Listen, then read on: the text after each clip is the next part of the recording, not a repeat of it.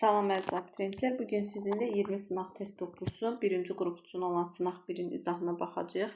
Burada X, Y, Z maddəsini verir və ərimə qaynama temperaturlarını verir. Deyir, hansı temperaturda hər üç maddə eyni aqreqat haldadır.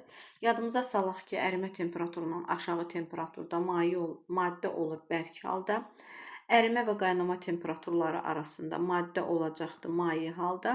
Qaynama temperaturundan yuxarı temperaturda isə maddə olacaq qaz halında. İndi gəlin bir-bir temperaturlara baxaq. Deməli, burada müsbət 5 verir. Müsbət 5-də X ərimə temperaturundan aşağı olduğuna görə olacaq bərk halda. Daha sonra Y müsbət 5-də ərimə temperaturundan yuxarı olduğuna görə olacaq maye halda. Artıq A variantı uyğun gəlmədi. Daha sonra B variantında deyir ki, -5. -5 baxırıq ki, X üçün ərimə temperaturundan aşağıdır. Bu olacaq bərk halda. Y -10, -5 -10-dan böyükdür. Ərimə temperaturundan yüksək olduğuna görə götürdüyümüz temperatur bu olacaqdır maye halda. Ona görə B variantı da düz gəlmir. C variantında müsbət 15 veribdir. Deməli, burada X maddəsi müsbət 20-də əriyirsə, müsbət 15-də olacaq yenə də bərk halda. Y maddəsi müsbət 15-də -10-dan böyük olduğuna görə olacaqdır maye halda. Yenə də uyğun gəlmədi. D variantında müsbət 100 veribdir. İndi baxaq müsbət 100 temperaturda. Deməli, müsbət 100 baxırıq ki, X müsbət 120 dərəcədə qaynayır. 100 dərəcədə X olacaq maye halda. Y 80 dərəcədə qaynadığına görə Y artıq 100 dərəcədə olacaqdır qaz halında. Deməli, D variantında uyğun gəlmədi. Amma Y variantında deməli 25 ərimə temperaturundan yuxarı olduğuna görə 25-də X olacaq maye halda. -10-dan 80 arasında yerləşdiyinə görə yenə də olacaq maye halda və müsbət 10-dan 90 arasında yerləşdiyinə görə 25 yenə də olacaq maye halda. Buradan da yadımızda saxlaya bilərik ki, əgər verilmiş temperatur hər üç maddə üçün onların ərimə və qaynama temperaturlarının arasında yerləşərsə, deməli, hər üç halda onun aqreqat halı eynidir. Ərimə və qaynama temperaturları arasında maddə maye halda olur. İkinci sualda deyir, hansı qarışıqlar distillə üsulu ilə ayrılır? Distillə üsulu ilə ayırırıq biz maye üstəgəl maye həll olan qarışıqları. Burada etil spirti və su, bir də sirkə turşusu və su. Maye üstəgəl maye eyni cinsli qarışıq alınır. Ona görə cavabımız olacaq 1, 4. Növbəti sualda deyir, hansı elementin valent elektronlarının sayı ümumi elektronların sayını 75%-ni təşkil edir? Birinci verir bizə maqnezium. Deməli, maqneziuma baxırıq ki, sıra nömrəsi 12-dir. 10 elektron konfigurasiyası olacaqdır. 2, 8, 2. Sonuncu energetik təbəqəsində yerləşən elektronların sayı bizə valent elektronların sayını göstərir. Deməli, sonuncu energetik təbəqədə 2 dənə elektron yerləşibdir. Yəni, 2 elektronu ümumi elektron sayını, yəni 12-yə bölüb 100-ə vursaq, bizə 75% verməyəcək. Deməli, burada A variantı düzgün cavab deyil. B variantında karbonu veribdir. Sıra nömrəsi 6-dır. Elektron konfigurasiyası olacaq 2, 4. Sonuncu energetik təbəqəsində 4 elektron var. Yəni, valent elektronların sayı 4-ə bərabərdir. 4-ü bölək ümumi elektronların sayına, vuraq 100-ə. Hesablasaq, bu da bizə 75% vermir. Kalsium üçün 20 yazırıq ki, 2, 8, daha sonra yazırıq ki, 3S2, 3P6, 4S2. Sonuncu energetik təbəqəsi 4-dür. Orada da 2 elektron var. Yəni, valent elektronlarının sayı 2-yə bərabərdir. 2-ni ümumi elektron sayını, yəni 20-yə vurub, 20-yə bölüb 100-ə vursaq, bizə yenə də 75% verməyəcək. Kükürdü hesablayırıq. Sıra nömrəsi 16-dır. Yazırıq 2, 8, 6. Deməli, burada kükürd üçün olacaqdır. Sonuncu energetik təbəqədə 6 elektron. Onu da ümumi 16 elektrona bölüb 100-ə vursaq, yenə də bizə 75% vermir. Oksigende sıra nömrəsi 8-dir. Yazırıq ki, deməli, 2, 6. Sonuncu energetik təbəqəsində 6 elektron var. Onu ümumi elektron sayına, yəni 8-ə bölüb 100-ə vursaq, bizə 75% verəcəkdir. Ona görə düzgün cavabımız oldu Y variantı. Növbəti sualda X və Y elementlərin əmələ gətirdiyi Z birləşməsinin formulunu istəyir. Bura yazaq X və Y. Baxaq Y-in elektron konfigurasiyası 3s2, 3p4. Y yerləşir 6-cı qrupda. X elektron konfigurasiyası 3s1 yerləşəcəkdir 1-ci qrupda. Deməli, Y 6-cı qrupda yerləşir. 8 olması üçün ona 2 elektron lazımdır. Ona görə 2 mənfi 2 oksidləşmə dərəcəsi göstərəcək. X isə 3s1 birinci qrupda yerləşir və 1 elektronunu verəcək. Deməli, X-in oksidləşmə dərəcəsi müsbət 1, Y-də mənfi 2. Bu mənfi 2, Y-in üstündəki mənfi 2 gələcək X-in ayağına. Formulumuz olacaq X2, Y. Düzgün cavab A variantı. 5-ci sualda qarışıqların ayrılma üsullarını uyğunlaşdırmalıyıq. Neft və su ayrıcı qıfla ayrılır. Deməli, bu ikinci şəklə uyğundur. Bitki yağı və su həmçinin o da ayrıcı qıfla ayrılır. Ona görə 2-ni də yazırıq 2-yə. Gil və su qarışığını süzgəc kağızı vasitəsilə ayırırıq. Ona görə 3-ə gedəcək 3. Etil spirti və su qarışığını isə distillə su ilə ayırırıq. Ona görə 1-ə də gedəcək 4. Düzgün cavab olacaq 4, 1, 2, 3. O da B variantı. 6-cı sualda CnH2n10 maddəsindədir. Karbonun kütlə payı 40%-dir. N-i hesablayın. Gəlin baxaq burada karbonun kütləsi nə qədərdir? Karbonun sayı burada N-dir.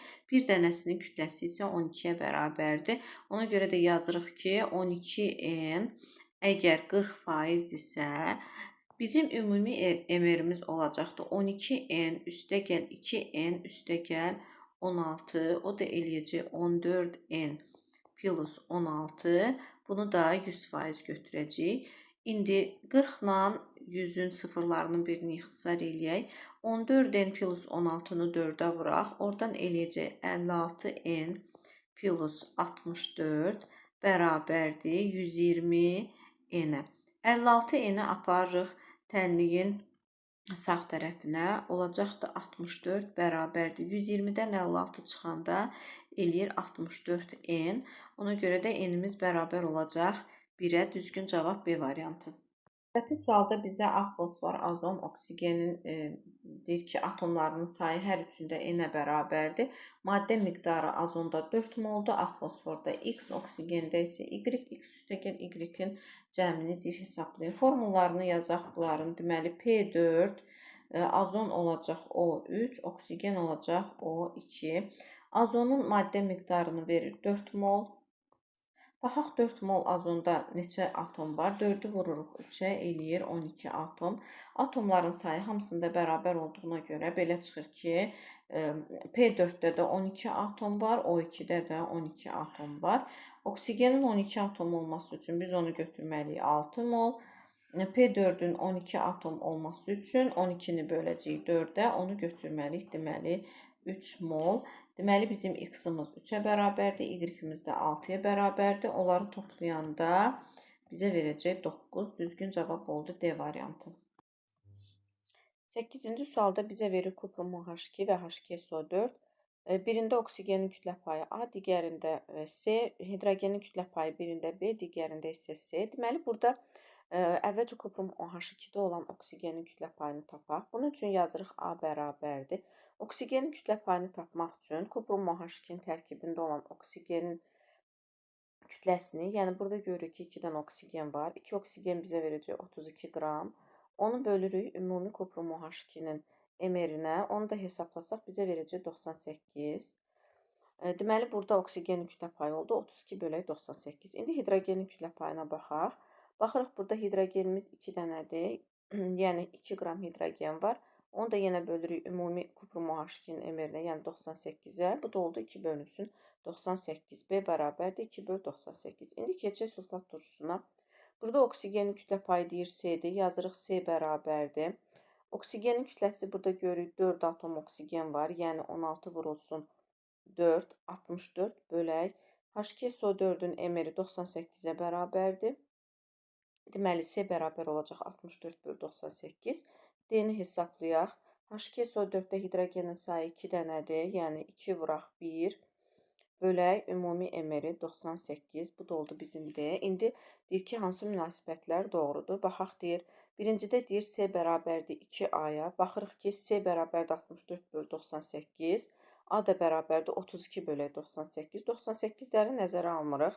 64 32-dən 2 dəfə çoxdur. Deməli, həqiqətən də C bərabərdir 2A-ya. Birinci oldu düz.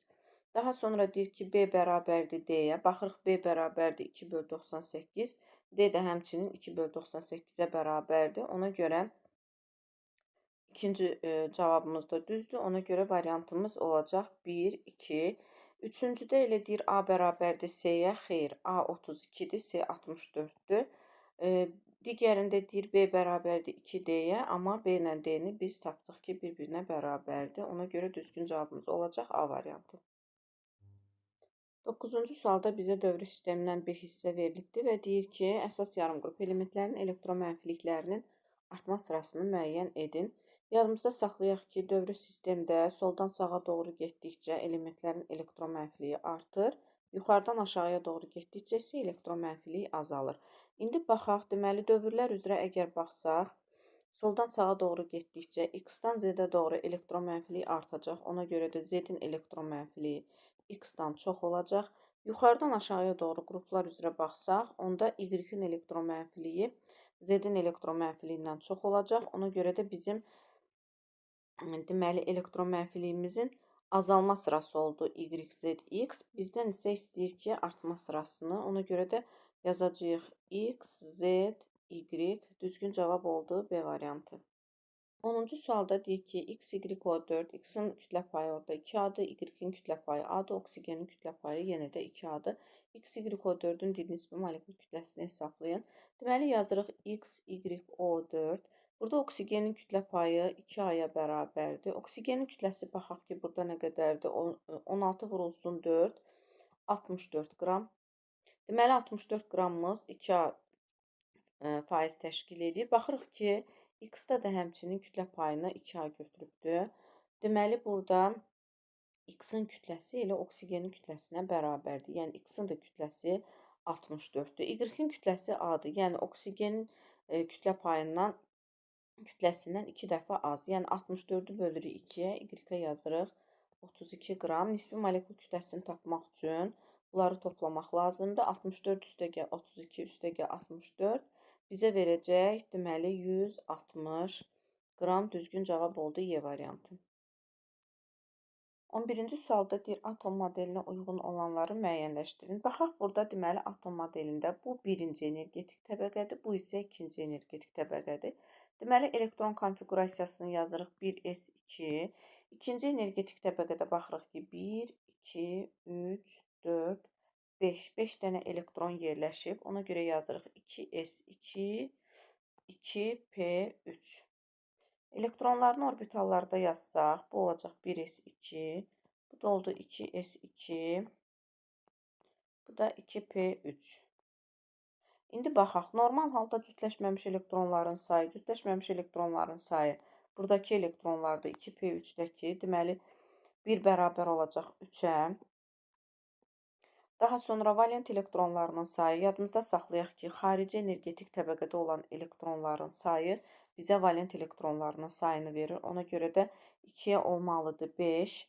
Deməli, daha sonra baxırıq ki, tam dolmuş orbitalların sayı, tam dolmuş orbitalların sayı, yəni qoşa elektronlar olan orbitallar, o da 1s2 və 2s2 olan orbitallardır. Ona görə də düzgün cavabımız olacaqdır 3, 5, 2, C variantı. Növbəti sualda deyir, saf maddəni müəyyən edin. Yadımızda saxlayaq, neft və onun fraksiyaları qarışıqlardır. Ona görə neftlə benzini götürmürük. Çuğun, polad, tunc, bürünc və s. bu cürə maddələr də bir neçə metalın və qeyri-metalın qarışığı olduğuna görə onlar da qarışıqlardır. Düzgün cavab olacaq etil spirti B variantı. 13-cü sualda deyir ki, SO2 və O2 verib bizə. Hər ikisinin kütləsi M-dir, yəni kütlələri bir-birinə bərabərdir. İndi baxaq kütlələrin bir-birinə bərabər olması üçün U bərabərdir. Deməli, kiçik M bölünsün böyük M düsturundan. Görək biz hərəsindən neçə mol götürmüşük. SO2-nin nisbi molekul kütləsi 64-ə bərabərdir. Oksigenin nisbi molekul kütləsi isə 32-dir. Deməli, kütlələrin bərabər olması üçün biz 1 mol SO2 götürməliyik, 2 mol da oksigen götürməliyik. İndi atomların sayına baxaq. Deməli, 1 mol SO2-də atomların sayı, deməli, 1 kükürt, 2 oksigen atomu var. Yəni, 3 atom var. Ona görə 1 mol SO2-də yazırıq ki, A bərabərdir 3-ə. Daha sonra O2, 2 mol oksigen götürmüşük. 1 mol oksigendə 2 atom var. 2 mol oksigendə olacaq 2 vuraq 2, 4 atom. Ona görə B-miz bərabər oldu 4-ə. A-nın B-yə nisbətini istəyir. Yəni 3 bölək 4. O da bərabər olacaq 0,75. Düzgün cavab oldu B variantı. 14-cü sualda deyir, fiziki hadisəni müəyyən edin. Azotdan amonyakın alınması, bir maddədən digər maddənin alınması kimyəvi hadisədir. Kağızın yanması, yanma prosesi hər zaman kimyəvi hadisədir. Havadan azotun alınması, hava qarışıqdır. Qarışıqdan saf maddənin alınması fiziki hadisədir. Ona görə düzgün cavab olacaq C variantı. 15-ci sualda deyir, X maddəsinin bir molekulunun kütləsi 30 bölək NA-dır. X hansı maddələr ola bilər? Maddənin bir molekulunun kütləsi onun nisbi molekul kütləsinin Avogadro ədədinə olan nisbətinə bərabərdir. Deməli, burada 30 bizim maddəmizin nisbi molekul kütləsini göstərir. İndi baxaq burada hansı maddələrdə nisbi molekul kütləsi 30-a bərabərdir. Deməli, NO-da nisbi molekul kütləsi olacaq 14 üstəgəl 16, 30. Ona görə 1-i götürürük. C2H6-da nisbi molekul kütləsi olacaq 24 üstəgəl 6, 30. Oksigen nisbi molekul kütləsi 32-dir. CH4-ün nisbi molekul kütləsi isə 16-dır. Düzgün cavab olacaq 1, 2. 16-cı sualda deyir ki, hansı elektron formulu atomun normal halına uyğundur? Burada A variantında 2s1, 2p3 veribdir. S-də maksimum 2 elektron olandan sonra digər elektronlar yarım səviyyələr üzrə paylanır. Ona görə A variantı səhvdir. B-də deyir ki, 3s1, 3p3, 3d3. Yenə də burada 3s2 olduqdan sonra digər yarım səviyyələrə elektron keçməlidir. C variantında 3s2, 3p3, 3d2. Burada P-nin üstü maksimum 6 olduqdan sonra digər yarım səviyyələrə elektron keçə bilərdi. P-də deməli burada D-də olan 2 elektron da P-də olmalıydı. D variantında deyir 3s2, 3p3, 3d1. Burada deməli yenə də P-də 4 olmalıydı. 3D-də isə elektron olmamalıydı. Y variantında isə 2s2, 2p5 veribdir. Bəli, düzgün cavab Y variantıdır. 17-ci sualda deyir, Venn diaqramına uyğun bəndləri müəyyən edin. Mislə dəmiri verir və onların ortaq fərqli cəhətlərini istəyir. Yazırıq mis 29. Mis 29 olur. 1s2, 2s2, 2p6, 3s2, 3p6, 3d10, 4s1. Dəmir üçün yazırıq. Dəmirin sıra nömrəsi 26-dır.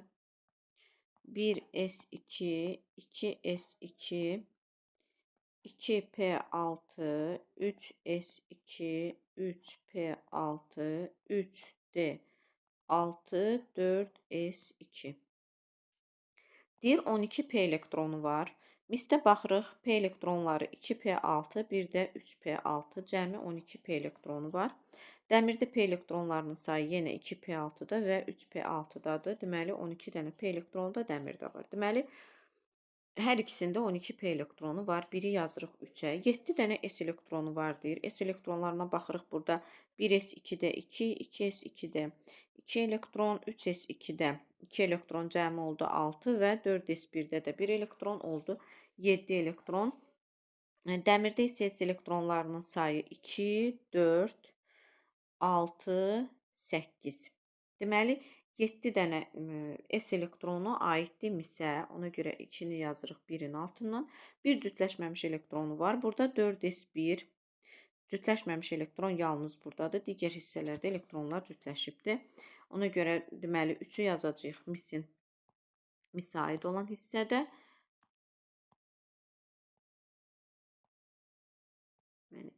Bura yazdıq 2, bir də 3. Daha sonra deyir ki, 4 cütləşməmiş elektronu var. Dəmirdə baxırıq ki, burada D yarım səviyyəsindəki elektronlar cütləşməmiş olacaqdır. 1, 2, 3, 4, 5, 6. Gördüyümüz kimi 4 dənə tək elektron var dəmirdə. Ona görə deməli 4-ü də yazırıq dəmirin ayağına. Ona görə bizim cavabımız olacaq. 1-ə gedir 2, 3, 2-yə gedir 4, 3-ə də gedir 1. Düzgün cavab oldu B variantı. 18-ci sualda deyir, X maddəsi ərimə temperaturu -40, qaynama temperaturu -80. Deyir, suda yaxşı həll olan X maddəsi üçün hansı ifadə doğrudur? 0 dərəcədə qaz halındadır. 0 dərəcə ərimə temperaturu ilə qaynama temperaturunun arasında yerləşdiyinə görə, yəni -40 ilə 80-in arasında yerləşdiyinə görə 0 dərəcədə bu maddə olacaqdır maye halda. Deyir, 0 dərəcədə bərk haldadır. Xeyr, biz artıq dedik ki, o maye halda olmalıdır. Daha sonra deyir ki, su ilə qarışığını distillə üsulu ilə ayırmaq olar. Biz qeyd etdik ki, normal şəraitdə bu maddə maye haldadır və qeyd etmişik ki, suda yaxşı həll olur. Maye üstəgəl maye həll olan qarışıqları distillə üsulu ilə ayırırıq. Ona görə düzgün cavabımız oldu C variantı. 19-cu sualda deyir, kalium 19 müsbət ionunda olan P elektronların sayı S elektronların sayından neçə dəfə çoxdur? Yazırıq kalium 19, elektron konfigurasiyası olacaq 1s2, 2s2, 2p6, 3s2, 3p6 və 4s1. Kalium müsbət olduğuna görə bu o deməkdir ki, 4s1-dəki elektron verilibdir. Deməli, qalıb bunun digər elektronları. İndi P elektronlarının sayına baxaq. 2p6 və 3p6-dadır P elektronları. Cəmi 12p elektronu var. S elektronlarının sayına baxaq. 2, 4, 6. 6 dənə də S elektronu var. Ona görə 12-ni 6-ya bölürük. Cavabımız oldu 2. Düzgün cavab B variantı. 20-ci sualda deyir, X müsbət bir hissəciyi aldığı elektronların sayı 2, verdiyi elektronların sayı 4, hissəciyi N. Deməli, yazırıq X müsbət 1. Burada indi alınan və verilən elektronları yazaq. Yazırıq müsbət 1. Deyir, 2 elektron alıb. Yazırıq plus 2 elektron. Elektronun yükü mənfi olduğuna görə üstünə mənfi yazırıq. Verdiyi elektronların sayı yazırıq. Çıx 4 elektron. İndi elektronların mənfisini nəzərə alaraq ifadəni tamamlayaq. Olacaqdır 1, müsbət mənfi bizə verir mənfi. Çıx 2, müsbət müsbət bizə, mənfi bizə verəcək müsbət. Ona görə yazacağıq deməli 4.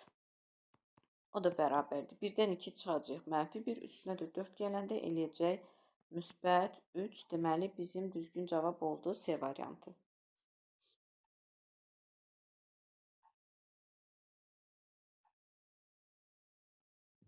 21-ci sualda X, Y, Z elementlərini verir və onların qısa elektron formullarını yazır. Deyir ki, elementlərin atom radiusunun artma sırası ilə düzün. Deməli, burada baxırıq ki, hər 3 elementimiz eyni dövrdə yerləşir.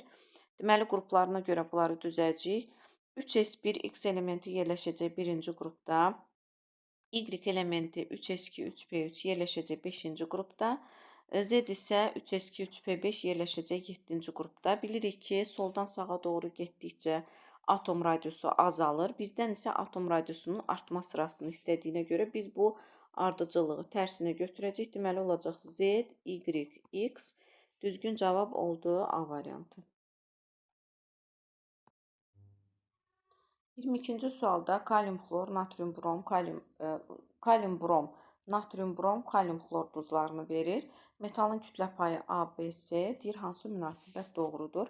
Əvvəlcə kalium bromla deməli, natrium bromu müqayisə edirik. Burada bromlar eynidir. Kaliumun nisbi atom kütləsi 39, natriumun nisbi atom kütləsi 23 olduğuna görə hansı metalın nisbi atom kütləsi çoxdursa, orada deməli, kütlə payı da daha çox olacaq. Ona görə A böyük olacaq B-dən. İndi biz müqayisə eləyək kalium bromla, deməli, kalium xloru. Burada bromun nisbi atom kütləsi xlorun nisbi atom kütləsindən çox olduğuna görə kaliumun kütlə payı xlorda daha çox olacaqdır. Ona görə C böyük olacaq A-dan. Deməli, bizim ardıcılığımız bu cür olacaq. C böyükdür A, o da böyükdür B. Düzgün cavab oldu B variantı. 23-cü sualda bizə NO və NH3-ü verir. Deyir, NH3-ün həcmi 22,4 litrdir. Bilirik ki, 22,4 litr 1 mol deməkdir. Və atomların sayı deyir, A-ya bərabərdir. 1 mol NH3-də olan atomların sayına baxaq. 1 azot atomu var, 3 dənə də hidrogen atomu var. Yəni, 4 atom var 1 mol NH3-də. Deməli, A bərabərdir 4-ə. Daha sonra NO-da atomların sayını A-nı yerinə qoysaq, burada olacaq 8, yəni 2 vuraq 4 bərabərdir 8-ə. Deməli, atomların sayı 8-ə bərabərdirsə, onda 1 mol NO-da baxırıq ki, 2 atom var. 8 atom olması üçün biz deməli NO-nu götürməliyik 4 mol. 4 mol NO da bərabərdir 4 vuraq 22,4-ə. O da eləyəcək 89,6. Düzgün cavab olacaq 89,6. 24-cü sualda deyir 0,4 mol NXOY birləşməsində 32 qram oksigen və 11,2 qram azot var. Birləşmənin bir molekulunda olan atomların cəmini hesablayın. Yazırıq 0,4 molda əgər 32 qram oksigen varsa, bəs 1 molda nə qədər oksigen olar? X bərabərdir 32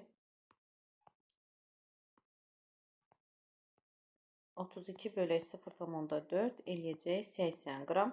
İndi 80 qram oksigenin neçə atom olmasını tapmaq üçün 80 qramı bölməliyik bir oksigenin kütləsinə, yəni 16-ya, o da eləyəcək 5. Deməli, burada oksigenin sayı 5-dir. Daha sonra azotu tapırıq. Deyir ki, 0,4-də əgər 11,2 qram oksigen varsa, bəs 11,2 qram azot varsa, bəs 1 molunda nə qədər azot olacaq? Buradan X bərabər olacaq 11,2 bölək 0,4.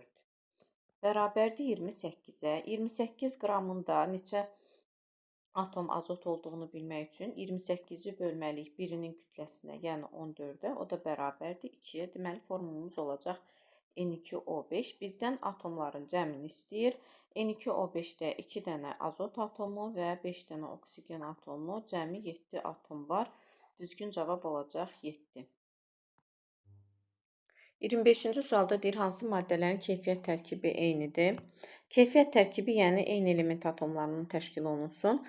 Dəm qazı formulu CO, kvarts qumunun formulu silisium O2, quru buzun formulu CO2, kükürt dioksidin formulu isə SO2-dir. Deməli, burada baxırıq ki, eyni element atomlarından təşkil olunan dəm qazı və quru buzdur. Hər ikisi karbon və oksigendən ibarətdir. Deməli, bunların keyfiyyət tərkibləri eynidir. 1-lə 3-ü götürürük.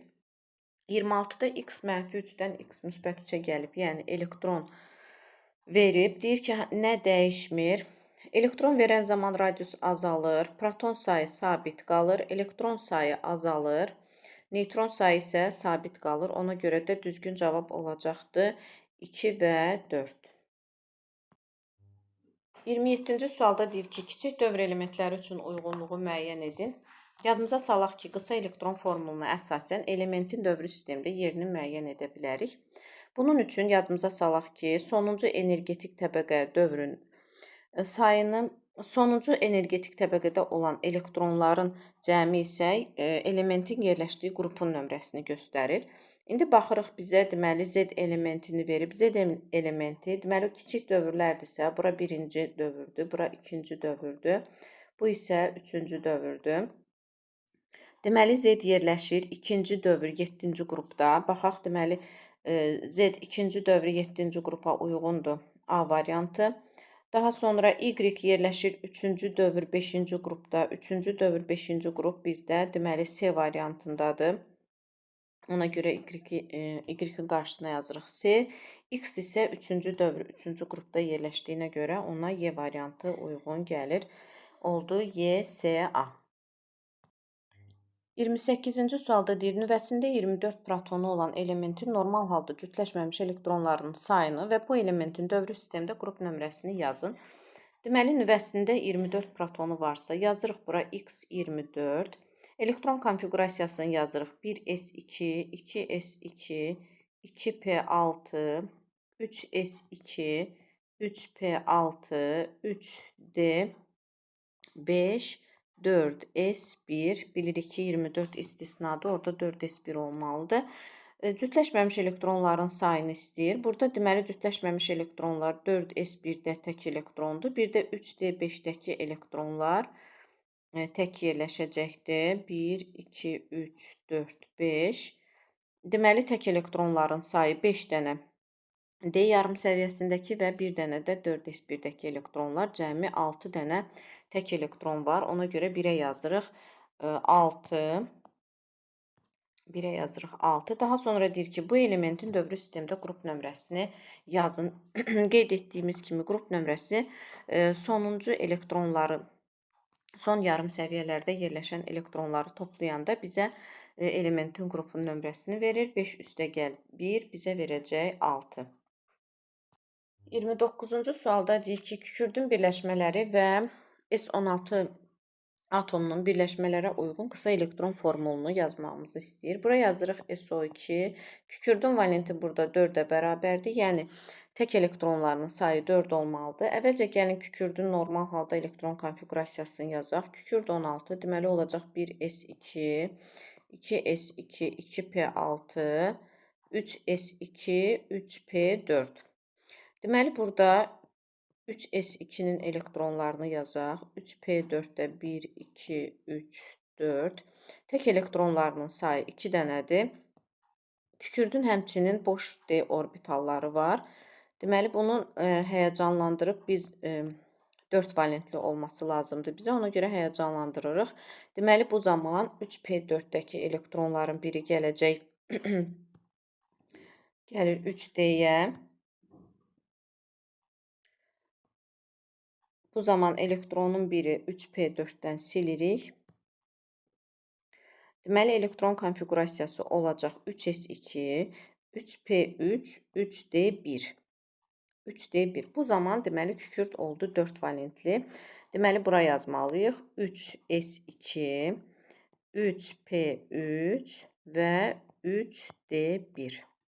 Daha sonra S-flor 6-nı istəyir. Yazırıq S-flor 6. Burada florun valenti 1-dir, kükürdün valenti isə 6-dır. Deməli, tək elektronların sayı 6 dənə olmalıdır. Bu zaman artıq 3s2-dəki elektronların biri keçəcək 3D yarım səviyyəsinə və 3D-də artıq 2 elektron olacaq.